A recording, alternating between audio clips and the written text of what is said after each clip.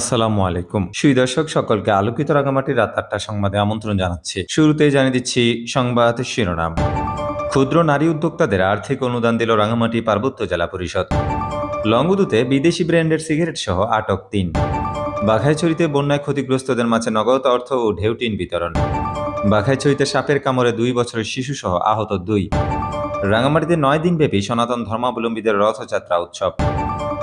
সুধী দর্শক, এতক্ষণ শিরোনাম শুনলেন, এবারে বিস্তারিত। ক্ষুদ্র নারী উদ্যোক্তাদের আর্থিক অনুদান দিল রাঙামাটি পার্বত্য জেলা পরিষদ। পার্বত্য চট্টগ্রাম বিষয়ক মন্ত্রণালয়ের অর্থায়ন এবং রাঙামাটি পার্বত্য জেলা পরিষদের ব্যবস্থাপনায় ক্ষুদ্র নারী উদ্যোক্তাদের মাঝে আর্থিক অনুদানের চেক বিতরণ করা হয়েছে।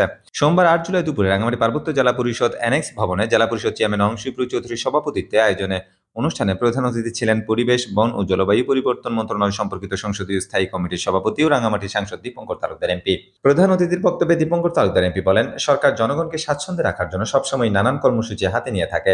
আজ আপনাদের হাতে যে আর্থিক অনুদান তুলে দেওয়া হবে সেটি কাজে লাগিয়ে স্বাবলম্বী হতে হবে। এই অনুদান যদি আপনার অন্যান্য কোথাও অপচয় করে ফেলেন তবে এই উদ্যোগ বৃথা যাবে। তাই এই অনুদানের অর্থ অপচয় না করে নিজের কল্যাণে ব্যয় করার আহ্বান জানান তিনি। অনুষ্ঠানে ১০০ জন নারী উদ্যোক্তাদের হাতে প্রতিজন ২০,০০০ টাকার চেক তুলে দেওয়া হয়।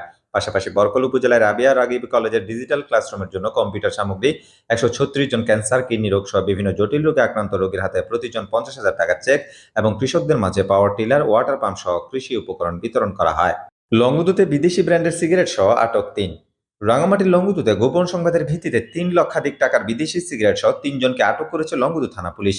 জানা যায়, লংগদু উপজেলা বগাচত্বর ইউনিয়নের রাঙ্গিপাড়া এলাকা থেকে গোপন সংবাদের ভিত্তিতে রবিবার রাতে লংগদু থানার এসআই ফুলন বড়ুয়ার নেতৃত্বে অভিযান পরিচালনা করে ৪৪০ প্যাকেট বিদেশি সিগারেট সহ ৩ জনকে হাতে নাতে আটক করে পুলিশ।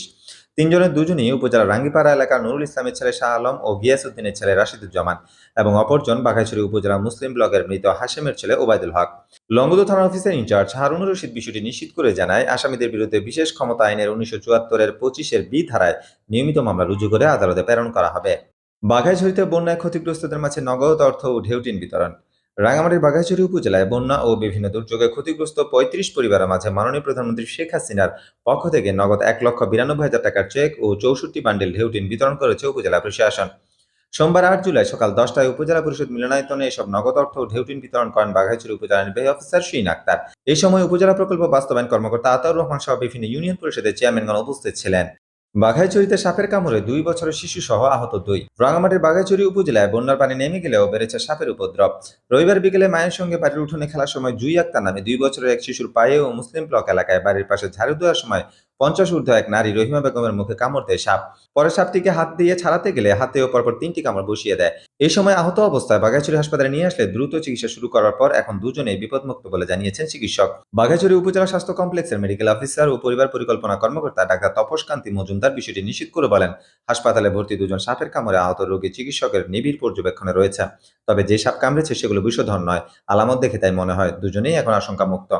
বাঘাইছড়ি উপজেলা নির্বাহী অফিসার শিন আক্তার হাসপাতালে চিকিৎসাধীন রোগীর খোঁজ নিয়েছেন এবং সবাইকে বাড়তি সতর্কতা অবলম্বনের জন্য অনুরোধ করেছেন।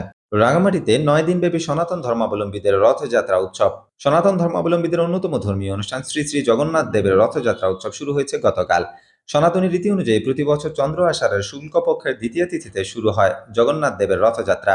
৭ জুলাই রবিবার রাঙামাটি পৌরনীতা আশ্রমে দুপুর ২:৩০ এবং দুপুর ৩টায় রাধারাস বিহারী ধামে ইসকনের রথযাত্রা উৎসবের উদ্বোধন করেন পরিবেশ, বন ও জলবায়ু পরিবর্তন মন্ত্রণালয় সম্পর্কিত সংসদীয় স্থায়ী কমিটির সভাপতি দীপঙ্কর তালুকদার।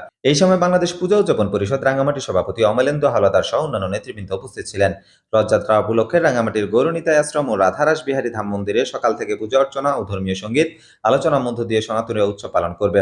বিকেল ৩টায় বলরাম, জগন্নাথ ও সুভদ্রাকে রথে চড়িয়ে মাসির বাড়ি নিয়ে যাওয়া হবে। রাঙামাটির সনাতনীরা গৌরনীতায় আশ্রম মন্দির থেকে রথ নিয়ে রাঙামাটির প্রধান সড়ক প্রদক্ষিণ করে শ্রী শ্রী গীতাশ্রম মন্দিরে এসে রথযাত্রার প্রথম দিনের সমাপ্তি ঘটে। অপরদিকে আসাম বস্তির রাধারাস বিহারী ধাম থেকে রথ নিয়ে প্রধান সড়ক প্রদক্ষিণ করে বনরূপা উত্তরা ব্যাংক সংলগ্ন ইসকন মন্দিরে এসে শেষ হয়। এই দুই মন্দিরে বলরাম, জগন্নাথ ও বোন সুভদ্রা আগামী ৯ দিন থাকবেন। আগামী ১৫ জুলাই বিকেল ৩টায় উল্টা রথের বর্ণাঢ্য শোভাযাত্রার মধ্য দিয়ে এই উৎসবের শেষ হবে। সুধী দর্শক, এই ছিল আমাদের আজকের আলোকিত রাঙামাটির রাত ৮টার সংবাদ। ধন্যবাদ আপনার সাথে থাকার জন্য।